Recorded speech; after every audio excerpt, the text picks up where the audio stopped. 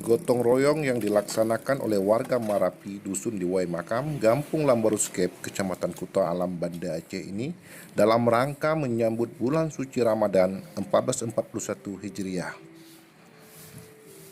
Gotong royong yang dilaksanakan pada Minggu 12 April 2020 selain demi kenyamanan warga dalam beribadah pada bulan suci Ramadan, juga guna untuk antisipasi penyebaran virus corona atau COVID-19 di lingkungan Marapi. Assalamualaikum warahmatullahi wabarakatuh. Kami dari warga Marapi hari ini melaksanakan gotong royong untuk menyambut bulan suci Ramadan 1441 Hijriah. Memang supaya warga dapat nyaman dan tenang beribadah. Di samping itu juga untuk memperkecil ruang lingkup penyebaran virus corona. Makanya dari warga Marapi melaksanakan bersih-bersih. Dan di musola kita juga ada tempat cuci tangan bagi warga Marapi nanti melaksanakan ibadah sholat tarawih. Insya Allah nyaman di Munasah Nurul Iman. Assalamualaikum warahmatullahi wabarakatuh.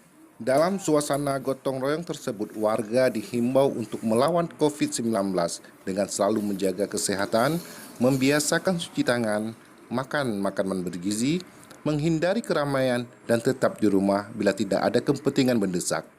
Penyemprotan cairan disinfektan pun sudah dilakukan pada rumah warga dan lingkungan Marapi dengan swadaya warga.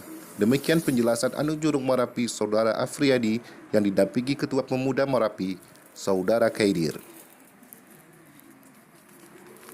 Ketua BKM Saudara Safarudin juga mengajak semua warga Marapi pada bulan Ramadan ini tetap melaksanakan ibadah salat tarawih biarpun dalam masa pandemi virus corona.